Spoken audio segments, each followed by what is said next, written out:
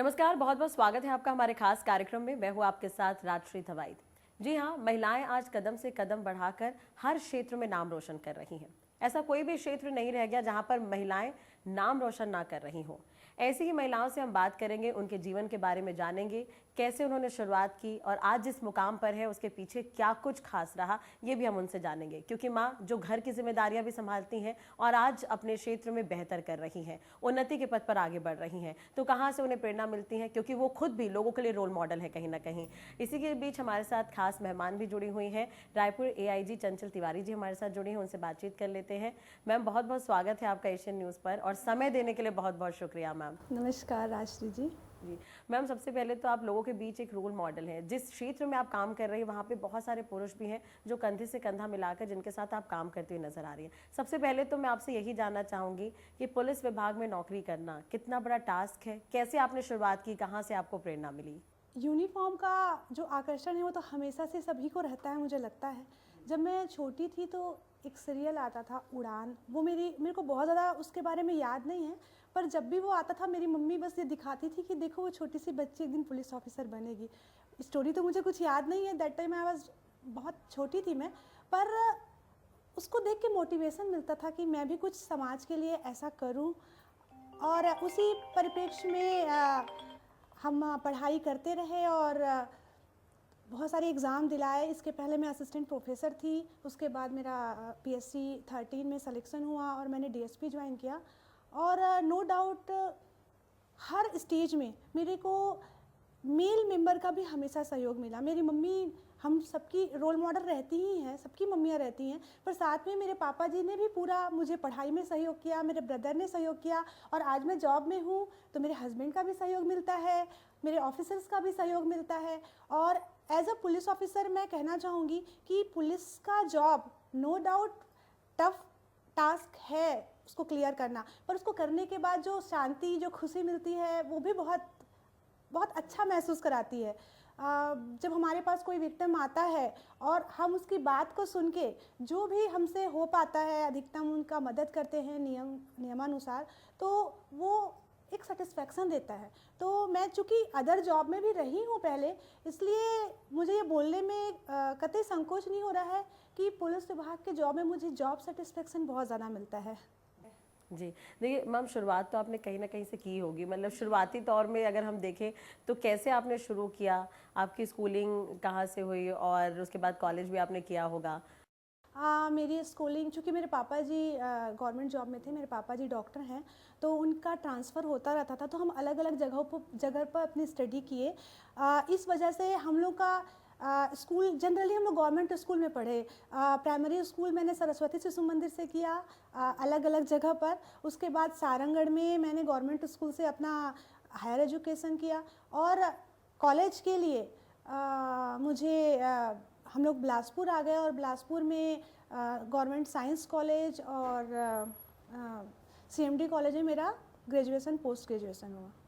जी, तो ये आपकी स्कूलिंग रही है शुरुआती तौर पर, लेकिन जैसे हम कॉलेज की तरफ जाते हैं तो वहाँ पे बहुत सारे स्टूडेंट तो आपके साथ रहे होंगे, तो उनके बीच आप एक अलग मुकाम पर हैं आज, तो उसे कैसा फील होता है अब जहाँ पर आप हैं? आज भी वो मेरे कांटेक्ट में हैं और जब भी उनको कुछ कुछ नीड होती है, कुछ जानकारी चाहिए होता है, तो मैं उनके लिए हमेशा अवेलेबल रहती हूँ। ना सिर्फ फ्रेंडशिप के नाते, एक लेडी पुलिस ऑफिसर्स के नाते मैं हमेशा उनसे कांटेक्ट में रहती हूँ जब भी उनको ज़रूरत पड़ता है। देखिए, आपने एक उदाहरण पेश किया, आप एक माँ भी हैं। कई बार आप अपने बच्चे के साथ भी ड्यूटी करती हुई देखी थी, सोशल मीडिया पर वो तस्वीरें काफ़ी देखने को मिली। तो ये बहुत बड़ा टास्क होता है क्योंकि आप घर भी संभाल रही हैं, उसके बाद फिर आप बाहर भी अपनी सेवाएं दे रही हैं। राजश्री जी, मैंने कहा कि टास्क पूरा करने के बाद जो खुशी मिलती है ना, उसको मैं एक्सप्लेन नहीं कर सकती। और हम लोगों को ईश्वर जितनी संघर्ष देता है, जितने टास्क देता है, उतना हम लोगों को क्षमता भी देते जाता है। तो मैं इसके लिए ईश्वर की आभारी हूँ कि जब जब मेरे सामने बड़ा टास्क आया, मुझ में उतनी हिम्मत दी, उतना ताकत दिया और आप लोगों के विशेष से मैं सब चीज़ कर पा रही हूँ। तो मैम, देखिए आज की डेट में ना हर कोई पुलिस विभाग में नौकरी करना चाहता है, या कई लोग हैं जो सर्विसेज की तैयारी कर रहे होते हैं। अगर हम केवल महिलाओं पर ही फोकस करें तो उन्हें आप क्या संदेश देना चाहेंगे? क्योंकि आपने भी जब तैयारी शुरू की होगी तो बहुत सारी चुनौतियां आपके पास भी रही होंगी। निसंदेह सबसे पहले तो मैं कहना चाहूँगी कि किसी भी लड़की का अपने पैर में खड़ा होना बहुत इम्पॉर्टेंट है। वो उसको कॉन्फिडेंस देता है, फाइनेंशियल सिक्योरिटी देता है, और इन सब चीज़ों से उसके अंदर की खुद की इनसिक्योरिटी दूर होती है और सोसाइटी में बहुत अच्छी जगह पे पहुँच के उसको सोसाइटी के लिए कुछ करने का अवसर मिलता है। तो पहला तो ये है कि अपने आप को इस्टेब्लिश करना ही है। जो भी आपका हॉबी का क्षेत्र है वहाँ पर अगर आप प्रयास करोगे तो वो और अच्छा है, क्योंकि अगर आपका हॉबी आपका जॉब बन जाए तो आपको लाइफ टाइम आप उसको एंजॉय करोगे। उसके बाद अगर हम पुलिस के जॉब में आए तो पुलिस जॉब भी मैं आपको पहले बताई कि इससे जॉब सेटिस्फेक्शन बहुत ज़्यादा मिलता है, पर ये भी पर्सन टू पर्सन डिफ़र करता है कि किसी की लाइकिंग क्या है। तो अपने लाइकिंग के अनुसार, अपने हॉबी के अनुसार अगर हम जॉब सेलेक्ट करते हैं तो हम उसको एंजॉय भी कर पाते हैं, हमको सेटिस्फेक्शन भी मिलता है, और मुझे लगता है कि हम काम को ज़्यादा बेहतर तरीके से कर सकते हैं। करने के लिए पूरा खुला आसमान है। अपने को नियत ऐसी होनी चाहिए कि जहाँ पर भी हैं अपना बेस्ट करें, अपने लिए बेस्ट करें, अपने फैमिली के लिए और अपने सोसाइटी के लिए। देखिए, लेडी सिंघम तो हमने मूवी में देखा है, लेकिन एक रियल लेडी सिंघम आप हमारे सामने बैठी हैं। तो लोगों के बीच जब आप जाती हैं तो किस तरह का एक ऑरा होता है, आपके सामने क्या कुछ चुनौतियाँ उस समय रहती हैं? सच कहा, जब फील्ड में जाते हैं तो निसंदेह लोग मुझे सुनते हैं और वो मुझे अच्छा लगता है। जब मेरे पास कोई पीड़ित आता है और जब वो अपने खुल के अपनी तकलीफ मुझे बताता है तो मुझे महसूस होता है कि शायद ईश्वर ने मुझे इसलिए इस काम के लिए चुना जी। है। नहीं, लेकिन आपसे लोग डरते भी होंगे, तो ये भी एक है आपका कि तभी तो लोग आपको लेडी सिंघम कह रहे हैं। हम लोग पुलिस का जो टैग है उसमें है कि परित्राणाय साधु नाम एवं विनाशाय दुष्कृता। तो हम लोग का ऐसा होना ही चाहिए कि जो अच्छे लोग हैं उसका हम लोग हेल्प करें, उनके अंदर का डर खत्म हो, और जो बुरे लोग हैं वो हमारे से डरे ताकि अपराध में कमी आए।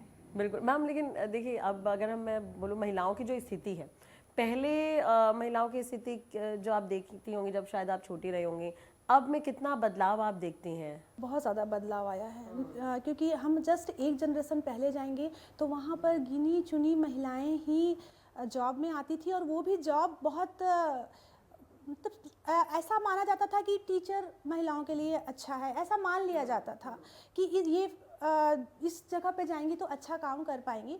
पर अभी हम लोगों ने जो पिछले 20 सालों में हम लोगों ने महिलाओं ने जो उत्तरोत्तर वृद्धि की है, मुझे नहीं लगता कि ऐसा कोई भी फील्ड है ऐसा कोई भी फील्ड नहीं है जहाँ पर महिलाएं नहीं है।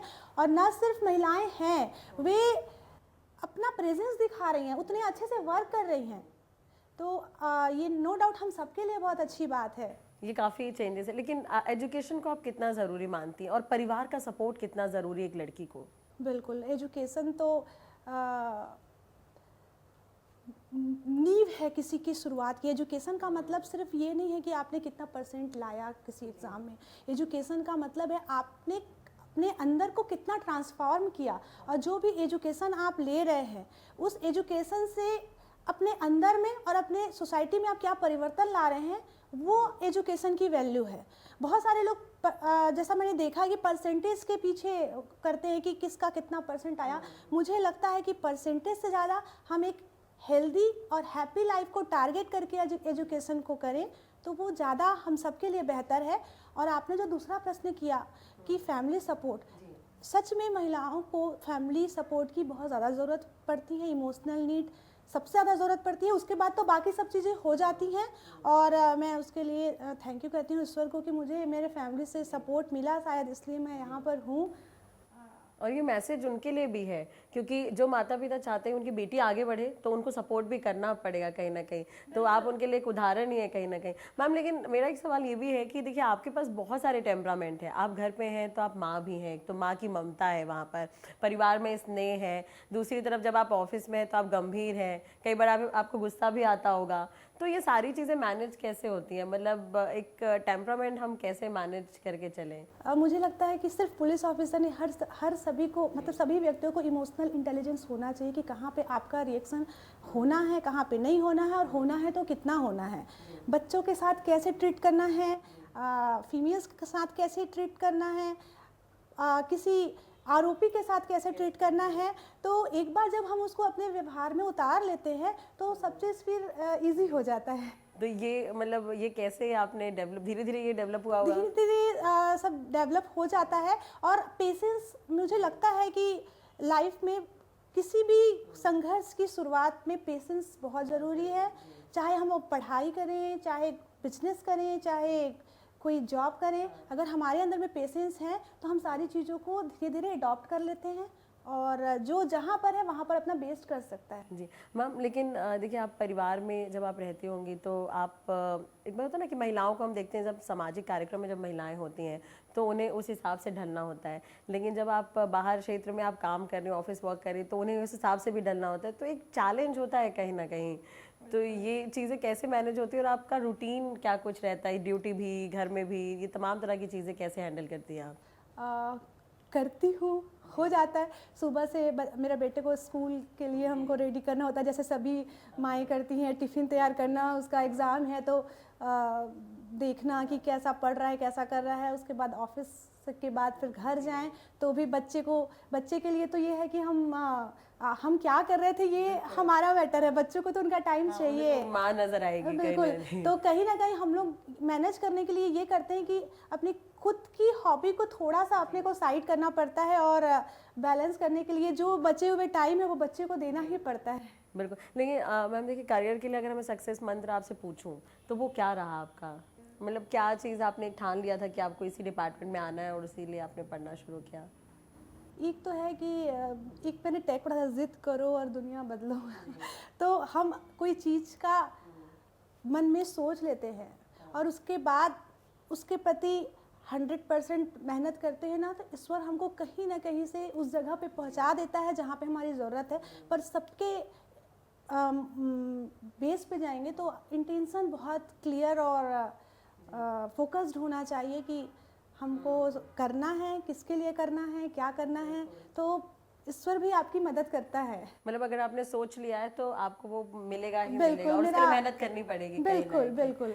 ये हो सकता है कि किसी को कम मेहनत, किसी को ज़्यादा मेहनत, किसी के लाइफ में ज़्यादा संघर्ष हो। मेरे पापा जी, जब मैं कभी लो फील करती थी और प्रॉब्लम में होती थी तो मेरे पापा जी एक बात हमको हमेशा बताते थे कि जब एक पक्षी आसमान में उड़ रहा होता है तो उसको सबसे ज़्यादा प्रॉब्लम उस हवा से होता है जो तेज़ चलती है, उसकी आंखों पे घुसती है, उसके पंखों को नुकसान पहुंचाती है। पर ये हम सबको पता है कि वो जो पक्षी है वो उड़ ही पा रहा हवा के कारण। अगर वहाँ पे वैक्यूम कर दिया जाए तो वो उड़ नहीं पाएगा। ऐसे ही हम लोग सबके जीवन में संघर्ष आता है और संघर्ष हमारे लिए, हमको बेहतर बनाने के लिए आता है। तो हमेशा उस संघर्ष को एक अवसर के रूप में लेना चाहिए कि हम इस में अपना बेस्ट करें तो रिजल्ट अच्छा आता ही है। मैम लेकिन देखिए, अभी हम सोशली देखें तो हम कहीं ना कहीं आगे तो बढ़ रहे हैं, तो जो हमारे समाज की जैसे लड़कियां काफ़ी कुछ ग्रोथ कर रही हैं, पढ़ने जा रही है बाहर, काफ़ी कुछ वो अच्छा भी कर रही हैं, लेकिन कहीं ना कहीं चिंता ये भी है कि लगातार कुछ क्राइम केसेस भी बढ़ रहे हैं। तो आप रायपुर में इतने महत्वपूर्ण पद पर हैं, आपका विज़न क्या है, क्या आप अच्छा करना चाहती हैं? और जो महिलाओं से संबंधित अपराध के बारे में मैं बोलूं तो मैं इसको ऐसे समझती हूँ कि ये समाज की बुराई के रूप में है और एक बीमारी जैसा। अगर किसी व्यक्ति को बीमारी होती है तो जितना जल्दी वो उसका ट्रीटमेंट कर सकता है और जितना जल्दी उसके लिए सही जगह पहुंचता है, उतना जल्दी उसकी रिकवरी होती है, उतना कम वो उसके लिए नुकसान करता है। तो महिला संबंधी अपराध भी मैं उसी के रूप में देखूंगी कि महिलाएं जितना जल्दी ये महसूस करें कि अब उनके साथ अपराध हो रहा है, अब उनको वहाँ पे नो बोलना है और उसके बाद सही जगह पे पहुँच के उसके हेल्प लेना है, तो ये अपराध को कंट्रोल किया जा सकता है। जैसे मैं 2 एग्जांपल देना चाहूँगी कि घरेलू हिंसा से संबंधित जो समस्याएं आती हैं, महिलाएं ये सोचती हैं कि कोई दिक्कत नहीं है, कुछ सह लिया जाए, आगे जा कर के मैनेज हो जाएगा, और बाद में वो सामने वाले को हम मौका दे रहे हैं उस अपराध को बढ़ाने के लिए। तो हम जब स्टार्टिंग पे ही अपने दायरे में रह के स्पष्ट बोलें कि यहाँ से मैं नहीं सहूँगी या ये मेरा बॉर्डर है, तो सामने वाले को भी एक इंडिकेशन मिलता है कि अब यहाँ पर हमको रुकना है। तो सबसे पहले तो नो बोलने आना चाहिए। सेकंड, ऐसे ही मैं वो हरासमेंट के केस में और ऑनलाइन जो बच्चियों के साथ होता है उसमें भी यही कहना चाहूँगी कि अगर किसी बच्ची का फ़ोटो को मिक्स करके कोई ब्लैकमेल कर रहा है या किसी से फ्रेंडशिप हो गई और वो चैटिंग को वायरल करने का उसको ब्लैकमेल कर रहा है, तो उस कंडीशन पे वो अंदर ही अंदर उस चीज़ को लेकर के अपने को ही जज करने लगती है। तो सबसे पहले तो उनको ये महसूस करना है कि कोई भी उसमें विक्टिम हो सकता है। बहुत ज़्यादा इसको सहने की जगह पे उस आगे आए, पुलिस उनके हेल्प के लिए हमेशा रेडी है। और जिनके साथ अपराध हो रहा है वो तो ठीक है, जो जिनको पता है कि उसके साथ अपराध हो रहा है उनका भी ये जिम्मेदारी है कि उनको सपोर्ट करें, उनको सही जगह पे पहुंचाएं, उनको बताएं कि आपको अपराध को सहना नहीं है, उसके लिए आपको लड़ना होगा, आगे आना होगा। तो ये हम सबकी जिम्मेदारी है, आपकी हमारी, कि उनको मोटिवेट करें। और इसलिए आप लोग भी काम कर रहे हैं, हम भी काम कर रहे हैं कहीं ना कहीं, और जनता के बीच आप भी जुड़ रहे हैं, उतना ही मीडिया भी कहीं ना कहीं उनसे जुड़ी हुई होती है। और पुलिस तो एक दायरे के बाद आती है। मुझे लगता है कि जितना आप लोग हैं, समाज सेवी हैं और सब बाकी समाज के जो बुद्धिजीवी लोग हैं, उनको इस चीज़ों में आगे आना चाहिए और उनको जज नहीं करना चाहिए कि गलती हो गई, अब इसके आगे क्या। तो उसको मोटिवेट करना है, उसको हमको बताना है कि अब नो बोलने का टाइम है। शायद हमारे दौर में तो ये स्थिति थी कि लड़कियां एक चूल्हा चौका तक ही सीमित हो जाती थी। बहुत कम लड़कियां ही थी जो घर से बाहर निकलकर पढ़ने जा पाती थी, लेकिन अब उतनी फ्रीडम है कि वो अच्छा कर सकती हैं। तो उन्हें आप क्या मैसेज देना चाहेंगी कि वो और बेहतर करें?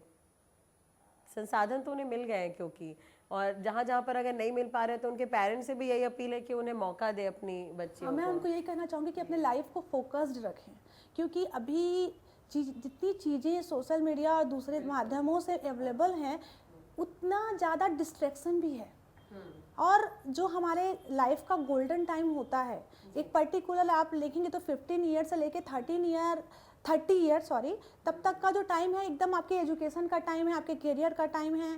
तो उस समय दूसरे डिस्ट्रैक्शन से बचते हुए अपने माइंड को फोकस करके हम खुद क्या चाहते हैं इसका एनालिसिस करें और उसके बाद उसके लिए वर्क करें, तो लाइफ सक्सेसफुल होगी, चाहे किसी भी फील्ड में हो। देखिए, लेडी सिंघम से हट के मैं आपकी पर्सनालिटी पर अगर थोड़ा डिस्कस करूँ, ये इसलिए भी क्योंकि आजकल कई महिलाओं का ये सोचना है कि हम तो बहुत आगे निकल चुके हैं, तो बहुत सारी महिलाएं ऐसी हैं जो अपनी कहीं ना कहीं जो एक वैल्यू होती है, जो पारिवारिक एक वैल्यू होती है, उसे वो भूलती जा रही हैं। तो उनके लिए आप क्या कहेंगी? क्योंकि आप तो फील्ड में हैं और आपका वहाँ पे एक अलग अवतार है, लेकिन अगर आप घर पर हैं तो वो वैल्यू बहुत जरूरी है। बिल्कुल, हम लोग को स्वतंत्रता और स्वच्छंदता में अंतर को समझना होगा। स्वतंत्रता नो डाउट हम सबका नीड है, जरूरत है, पर अगर एक पेड़ सोचे कि ये मिट्टी मुझे बांध के रखी हुई है और वो उससे अलग होना चाहे, तो फिर वो तो जिंदा ही नहीं बचेगा ना। तो वो स्वतंत्रता है, पेड़ स्वतंत्र है अपने सारी चीज़ों के लिए, पर मिट्टी से जुड़ के रखना भी ज़रूरी है क्योंकि उसके जीवन के लिए ज़रूरी है। तो हमको एक खुद फील करना चाहिए। ये तो खैर डबल है कि जो उसके आसपास के लोग हैं वो भी उनको उतना सपोर्ट करें, उनके सपनों को साकार करने के लिए उनका मदद करें, और साथ में खुद को भी फोकस होकर के ये हमको पता होना चाहिए कि क्या करना है और क्या नहीं करना है। मैम, महिला दिवस के मौके पर आप क्या संदेश देना चाहेंगे महिलाओं के लिए? यही कहना चाहूँगी एक एज अ पुलिस ऑफिसर कि आप लोग से नो टू क्राइम, और आपके आसपास भी अगर कहीं ऐसा अपराध हो रहा है, उस कंडीशन पे आप बिल्कुल पुलिस की मदद लीजिए। हम लोग सभी आपके हेल्प के लिए हमेशा तत्पर रहते हैं। बहुत बहुत शुक्रिया मैम, जुड़ने के लिए, बातचीत करने के लिए, समय देने के लिए। और वाकई आप एक समाज में कहीं ना कहीं उदाहरण है जो अपनी फैमिली वैल्यू को समझते हुए अपनी ड्यूटी भी बेहतर तरीके से निभा रही है, और ऐसे लोगों की आवश्यकता भी है। शायद हम भी यही उम्मीद करेंगे कि आपके बारे में सुनकर और भी लोग कहीं ना कहीं से लेकर फोकस हों, सीखें और आगे बढ़ते रहें। बहुत बहुत शुक्रिया। खबरों के लिए आप देखते रहिए एशियन न्यूज़। नमस्कार।